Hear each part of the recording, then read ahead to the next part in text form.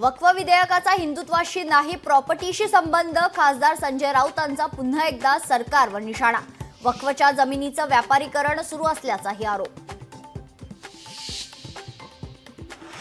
Amit शहांकडे CDR उपलब्ध, उगाच आदळ आपट नको. एकनाथ खडसेंचा पुन्हा एकदा गिरीश महाजनांवर निशाणा.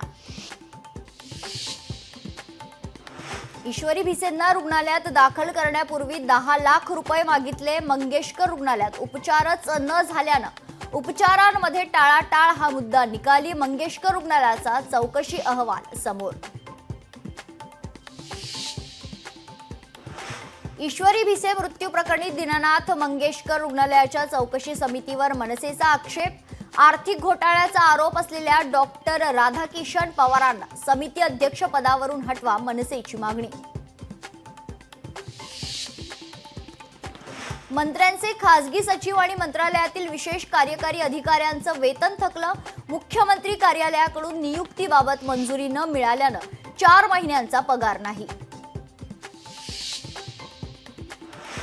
प्रशांत कोरटकरच्या जामीन अर्जावर थोड्याच वेळात सुनावणी. कोल्हापूर जिल्हा सत्र न्यायालय काय निर्णय देणार याकडे लक्ष. मुंबईतील अनधिकृत मशिदी आणि मशिदींवरील अनधिकृत भोंग्यांविरोधात आवाज उठवल्यानं भाजप नेते किरीट सोमय्यांना धमक्यांना घाबरत नाही. सोमय्यांचं प्रत्युत्तर.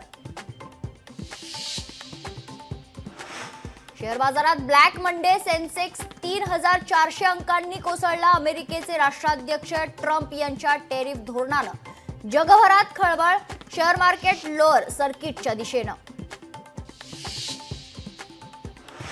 6 जुलैला पंढरपुरात रंगणार आषाढी वारीचा सोहळा. 18 जूनला तुकोबांची तर 19 जूनला माऊलींची पालखी पंढरपूरकडे करणार प्रस्थान.